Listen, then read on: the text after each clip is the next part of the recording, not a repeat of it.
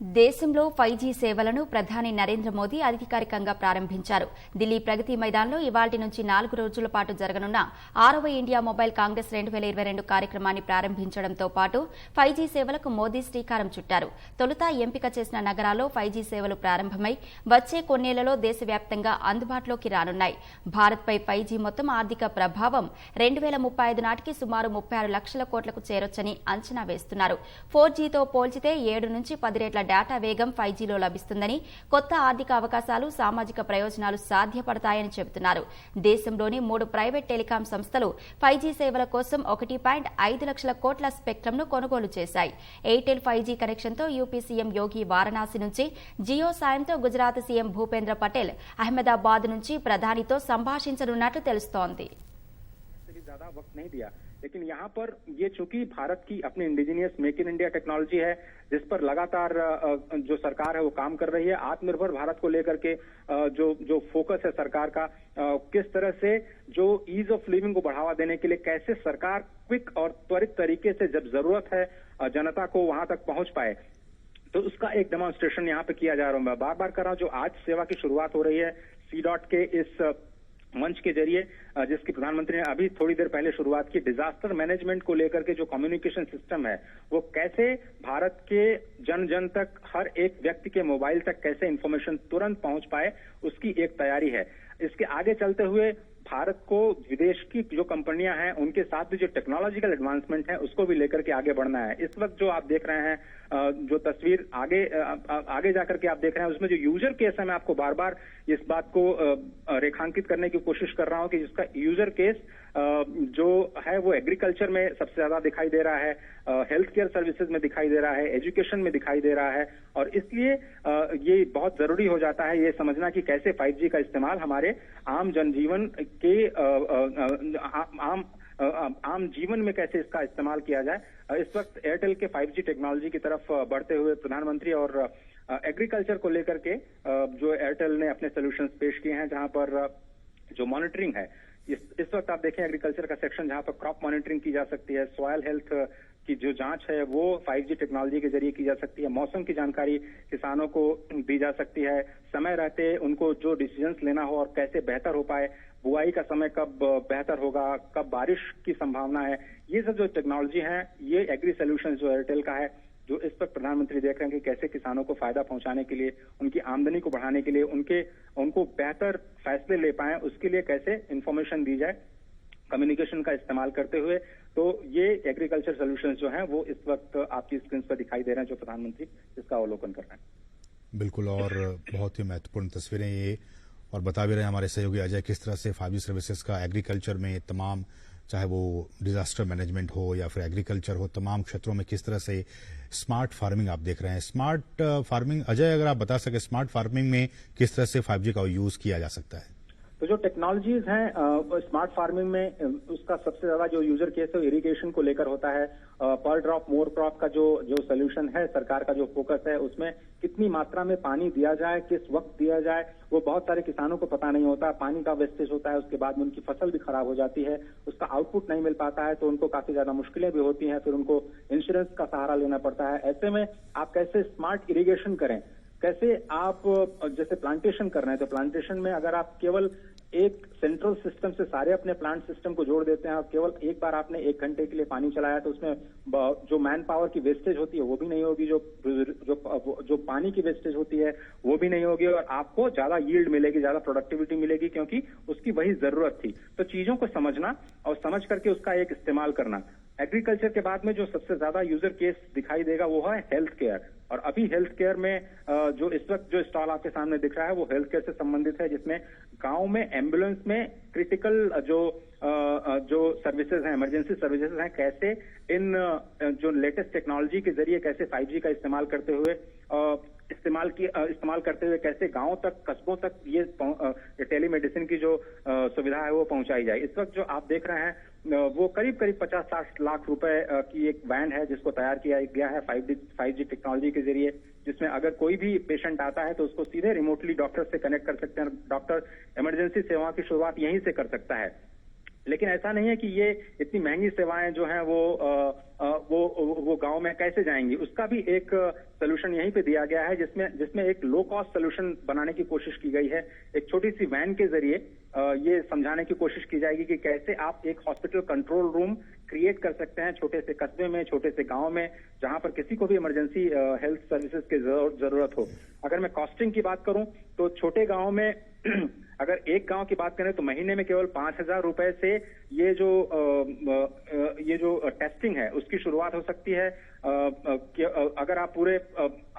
जो 8-10 गांव का अगर आप पूरा कंसोर्शियम बनाएं तो एक ही छोटी सी मोबाइल वैन जो है वो 8-10 गांव में घूम घूम करके जो लोगों को तुरंत जरूरत हो,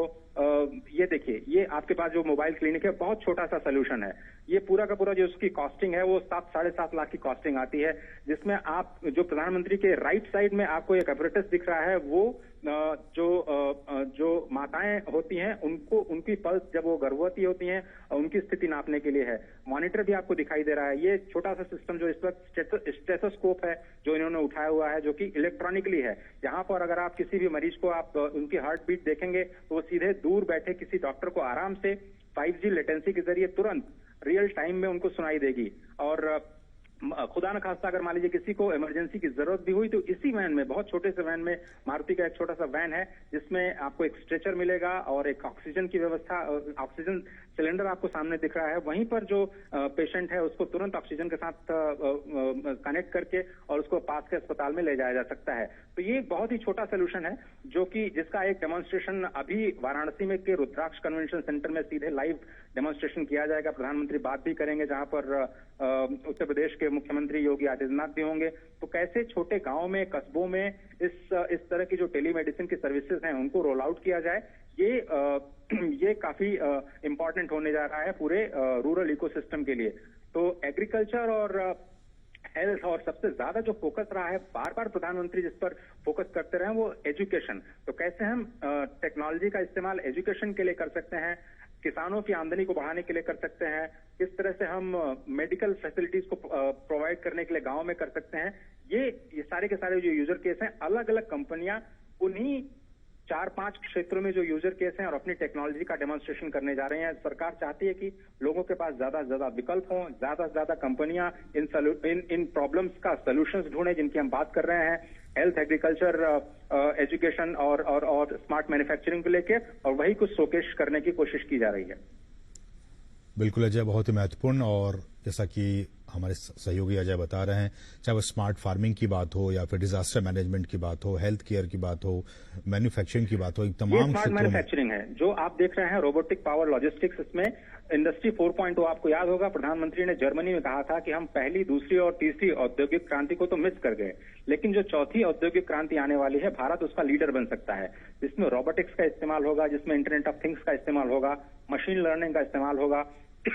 और इसी को शोकेस करने के लिए आज ये मोबाइल टेक्नोलॉजीज का रोल आउट किया जा रहा है, जिसमें आप देख रहे हैं कि ये क्लाउड सिस्टम है, 5G एज क्लाउड सिस्टम बनाया गया है, जिसमें इंफॉर्मेशन जो चाहिए किसी भी इकोसिस्टम में, किसी भी स्टेक होल्डर को, तो वहां पर तेजी से पहुंचाई जा सकती हैं। एग्रीकल्चर का जो यूज केस है वो हम आपको